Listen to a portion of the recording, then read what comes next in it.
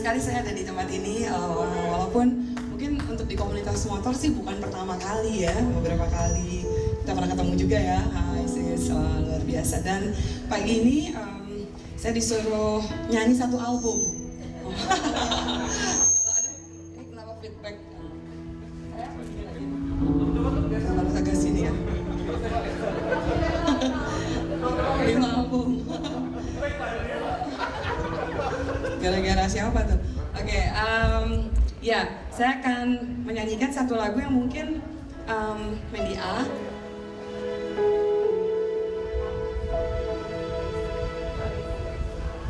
Oke, nanti suami saya akan memberikan kesaksian tentang hidupnya. Dia akan juga memperkenalkan diri langsung ya, karena udah besar, ngapain diperkenalkan. Jadi yang pasti kita berkumpul karena satu tujuan, karena satu yang nggak bisa Tuhan lakukan itu adalah memuji dirinya sendiri. Dia nggak bisa. Dia perlu kita dalam segala keadaan untuk memuji Dia.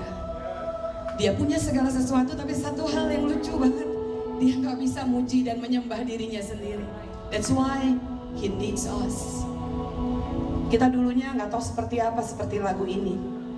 Tapi hari ini biarlah mata hati kita terbuka dan kita tahu tujuan hidup kita apa, melalui pujian juga kesaksian.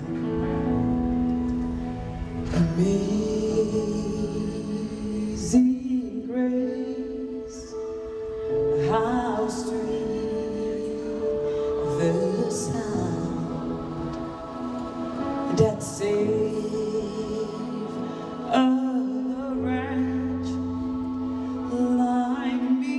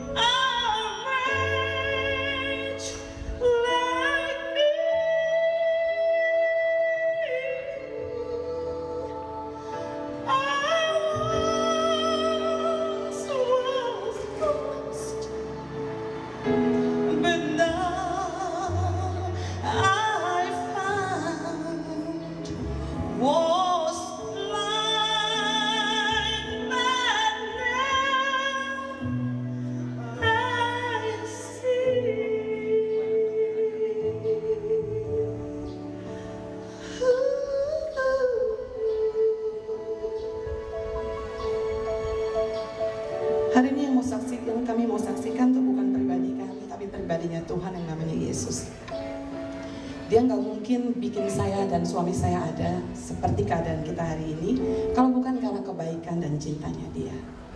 We are was blind, but now we see. Kita bisa melihat apa yang Tuhan mau detail per detail. Dan satu tujuannya adalah Dia ingin kita jadi rumah buat banyak orang. Saudara bisa beli banyak hal, tapi satu hal, sudahkah saudara berbagi buat banyak orang? Karena itu tujuan kekristenan. Kristen bukan agama. Kristen adalah jalan kehidupan yang menuju kepada setiap janji dan juga setiap kemuliaan nama Tuhan. Lagu ini memberi pesan. Setelah ini saya persilahkan Aldi buat kesaksian. Lagu yang akan saya nyanyikan berisi sebuah pesan bagaimana Dia rindu kita menjadi tempat buat orang lain, menjadi jawaban buat banyak orang, dan menjadi perhentian bagi mereka yang letih. We are church. The church is not talking about a building.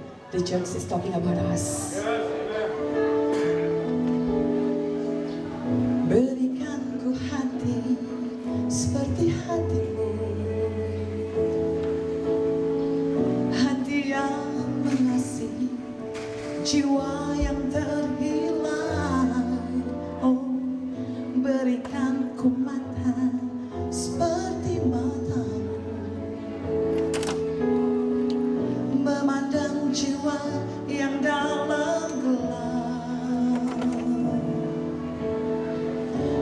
mau berada dalam rencananya dan melakukan perbuatannya yang besar,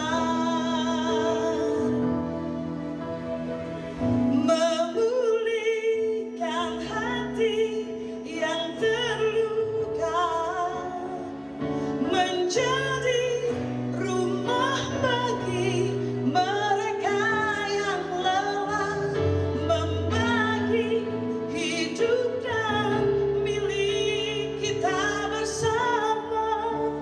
Jadikan hatiku seperti hatimu, Bapa.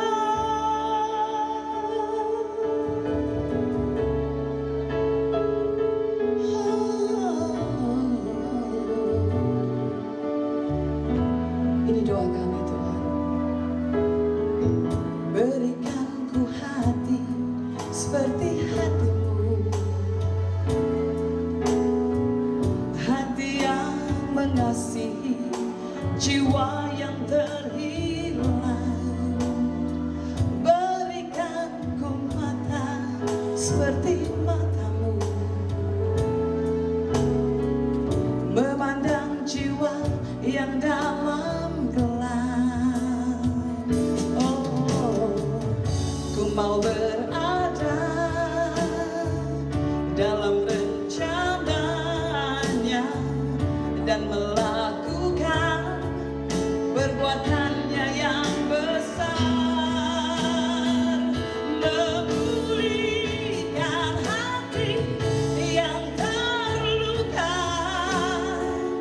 menjadi rumah bagi mereka yang lelah, membagi hidup dan milik kita bersama. Jadikan hatiku seperti hatimu, memulihkan hati yang terluka, menjadi rumah bagi mereka yang lelah, membagi hidup dan milik kita bersama. Jadikan hatiku seperti hatimu, jadikan hatiku seperti hatimu, jadikan hatimu seperti hatimu, Bapa. Ini doa kami, Tuhan. Apapun keadaan kami, biar kami tetap bisa jadi saksi Tuhan. Jadikan hatiku seperti hatimu,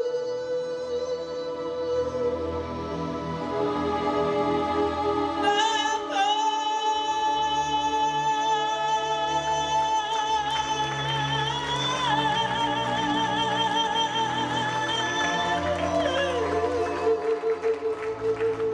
Tuhan Yesus memberkati. Saya panggil suami saya, Renaldi. Shalom saudara. Silakan duduk.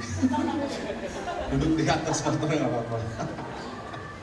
Ya, nama saya Renaldi. Sebelum Tuhan panggil saya dan jadi penginjil, saya terlibat di dalam dunia artis tahun 90 sampai 98.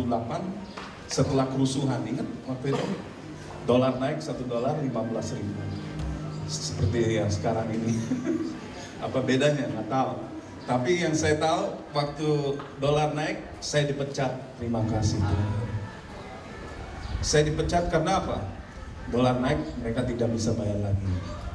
Dan itu satu-satu doa saya waktu pergumulan saya dari tahun 90. Saya pikir hidup itu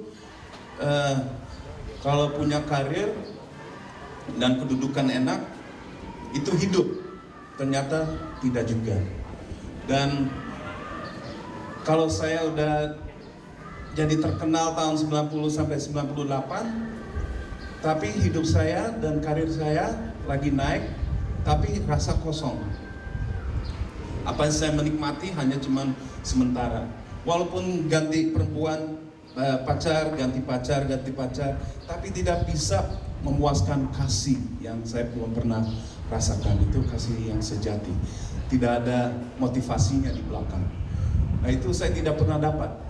Selama tahun 90 sampai 98, waktu saya dipecat, itu salah satu saya minta sama Tuhan, bagaimana saya bisa keluar dari dunia film. Karena saya terlibat juga di dalam narkoba, seks bebas, dan alkohol. Dan itu benar-benar menghancurkan hidup saya. Tahun 93 saya alami juga OD. Tahu OD? Overdose. Kebanyakan ekstasi. Terus belum yang lain-lain, acid dan alkohol dicampur. Harusnya saya mati, tapi saya bisa kesaksian hari ini, saya hidup lagi. Gak tahu kenapa. Tahu saudara? Tahu kenapa saudara ada di tempat ini hari ini? Ada yang bisa jawab? Jesus. Ya, banyak orang yang saya tanya, kenapa kita dipanggil dan dipilih? Banyak orang nggak tahu kenapa. Mereka datang setiap minggu ibadah, persekutuan. Tapi ini yang baru pertama kali saya baru lihat komunitas Bikers yang benar-benar orang-orang Kristen. Tapi ada juga campur Katolik. But it doesn't matter. Yang penting Tuhan Yesus yang dibangkitkan, nama Dia dibesarkan. Waktu saya OD, saya ingat dari kecil, karena latar belakang saya juga diajarin Yesus adalah Tuhan dan Juru Selamat. Tapi juga bagian dari ibu saya, agamanya juga lain. Jadi campur-campur aduk gitu. Dan waktu saya mau tutup mata, malam itu harusnya saya mati, saya cuma mengaku dosa aja. I confess my sin. Saya cuma bilang, Tuhan Yesus, kalau selama ini saya tidak mengenal Kau secara pribadi, ampuni aku. Dan ampuni semua dosa yang saya sudah alami Tuhan. 3 ayat 10. Tadi kita udah nyanyiin lagunya. Supaya aku mengenal Dia secara pribadi. Ya, kita persekutuan seperti ini supaya kita mengenal Dia lebih lagi. Betul? Amen. Bukan cuma satu member dan kita komunitas, tapi kita harus benar-benar hidup di dalam Dia, jadi saksi yang hidup. Amin. Waktu saya diundang ulang tahun Ahmad Albar, ya dia om saya. Itu waktu tahun 2000, saya baru-baru bertobat. Dan dia lagi ulang tahun, dia tawarin saya rokok. Saya bilang, no, saya udah berhenti Pak. Terus dia tawarin saya whisky. Saya bilang, no Pak, saya udah berhenti minum juga. Dia bingung, loh udah insaf. Saya udah bertobat Pak. Terus dia mau tawarin saya lagi syabu-syabu. Saya bilang, Pak, saya udah berhenti total. Dia bingung. Lama-lama dia tanya, kok bisa sih? Gimana caranya? Ya saya udah terima Tuhan Yesus. Dan Dia yang berhenti itu semua karena Dia, bukan kemampuan saya. Saya tidak bisa, tapi Dia bisa. Amen. Dan di situ satu keluarga, mereka bisa lihat sesuatu yang berubah. Mau hidup kalian berubah? Halo? Amen. Orang-orang jadi lihat, keluarga jadi lihat. Mereka tambah bingung. Tapi mereka tahu yang saya nyembah itu Tuhan Yesus. Di situ sampai satu keluarga, dia SMS saya. Ini udah tahun 2002. SMS saya, dia minta tolong didoakan karena kuping dia udah bolong, harus dioperasi. Ya udah saya balas saja, di dalam Tuhan Yesus darah dicurahkan di dalam kupingmu. Text message, udah. 3 hari kemudian nggak ada kabar. Saya langsung telepon, Nabil, gimana itu? You udah operasi kuping nggak? Nggak perlu dioperasi, udah sembuh. Wah, kok bisa sembuh? Langsung SMS bisa sembuh, ya karena Dia. Amin. Amin saudara. Kalau hidup kita udah berubah dan orang-orang lihat kita berubah, itu konfirmasi. Ada saksi yang hidup. Terus di bandara saya ketemu Sofan Sofian. Tapi waktu lewat dia nggak lihat saya seperti Renaldi, tapi dia nengok 2 kali. Renaldi ya? Iya. Dulu 70 kilo, waktu saya ketemu dia 120 kilo. Jadi muka saya udah dan perut saya udah segini. Jadi dia nggak hafal dan dia nggak ingat. Waktu itu dia bilang, kok bisa berubah? Dia bilang, iya saya udah bertobat. Terus dia bilang, you udah insaf. Udah, saya bilang, saya udah bertobat. Di situ banyak orang lihat saya udah berubah. Tapi saya juga harus dapat konfirmasi juga dari Tuhan. Tuhan gimana caranya saya juga bisa konsisten, ya, konsisten yang orang-orang akan lihat saya juga berubah yang total. Jadi saya baca di dalam Matius 22 ayat 11 sampai 15. Di situ orang-orang yang tidak pakai baju pesta, ya, tidak bisa masuk dalam kerajaan Allah. Itu firman-Nya. Jadi nggak semua orang bisa sembarangan masuk surga. Jadi kalau kita ibadah ke gereja, baca firman, belum tentu masuk ke surga. Yang tentukan yang kita bisa masuk ke surga itu baju pesta. Waktu kita selamat terima Tuhan Yesus, kita dikasih baju keselamatan. Dan kalau kita melakukan firman di bumi ini ya, kita dikasih jubah kebenaran. Amin. Amin. Jadi kita nggak bisa tersembunyikan dosa yang ada di dalam hidup manusia. Kita nggak bisa. Kalau itu terjadi, tersembunyi dosa di dalam hidup kita, baju kita jadi bolong-bolong. Ya, yang saya tahu di Indonesia ini banyak yang main sihir. Kalau orang-orang yang pakai sihir, mereka bisa lihat telanjang atau pakai baju keselamatan. Mereka bisa, dan mereka bisa santet. Yang ini yang saya alami, saya lihat. Kalau kita tidak pakai baju keselamatan, kekudusan, kematian daging, kita tidak bisa masuk dalam kerajaan Allah. Mau, saudara, dipakai Tuhan? Mau jadi saksi yang hidup? Mau? Saya percaya saudara datang sini ada satu tujuan. Satu tujuan mengenal Dia secara pribadi. Yang tadi kita nyanyi. Dan ku ingin mengenal-Mu Tuhan lebih dalam dari semua yang ku kenal. Tiada kasih yang melebihi-Mu, ku ada untuk menjadi penyembah-Mu. Itu harus ada kerinduan dalam hati kita. Karena sebentar lagi kita akan pulang. Apa yang ada di dunia kita tidak bisa bawa. Apa yang kita bisa bawa? Saudara-saudara, saya hanya bisa mengatakan hari ini saya sudah merdeka. Apa saudara sudah merdeka? Dari canduan, kenafsuan, keinginan dunia. Kalau saya sudah bebas. Dan saya bisa mengatakan, I love you. I love you.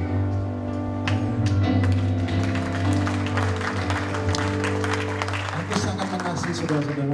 Kenapa? Tuhan Yesus sudah mengampuni aku. Dan aku bisa bilang, I love you.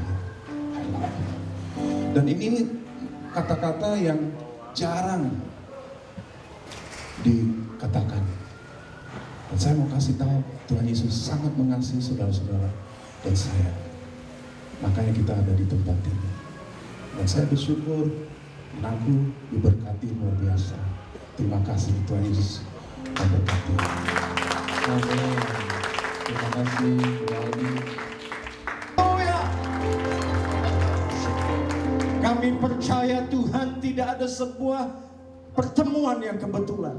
Kami percaya kami kumpul di tempat ini semua karena kehendak-Mu, semua karena ketetapan-Mu. Karena kami tahu Tuhan, kami membutuhkan Engkau. Dan di tengah-tengah kami ada hadirat-Mu. Kami mengucap syukur ya Tuhan atas hadirat yang memenuhi tempat ini. Kami mengucap syukur Tuhan untuk malaikat-malaikat-Mu yang mengelilingi tempat ini. Dan kami percaya ada mukjizat, kami percaya ada pemulihan, kami percaya ada kebangunan rohani, kami percaya ada kemenangan yang kilat gemilang yang daripada-Mu.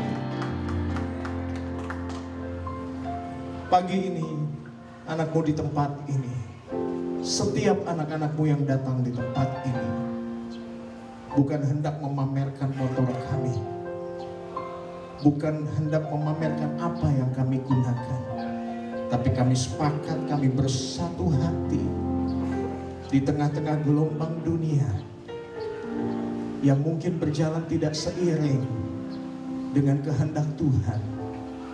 Tapi kami mau Tuhan bersepakat bersatu hati membawa dampak bagi kota Jakarta, membawa dampak bagi Indonesia, membawa dampak bagi seluruh bikers yang ada. Kami percaya Tuhan, ketika Roh Tuhan memenuhi kami, menguasai kami, maka Dia akan berkuasa atas kami. Karena firman-Mu yang begitu ajaib, karena firman-Mu yang berkuasa atas setiap kami. Kami tahu Tuhan, tujuan hidup kami adalah untuk melayani Engkau. Kami tahu Tuhan, tujuan hidup kami adalah mencari Tuhan. Kami tahu Tuhan bahwa inilah waktunya kami untuk membawa dampak bagi banyak orang.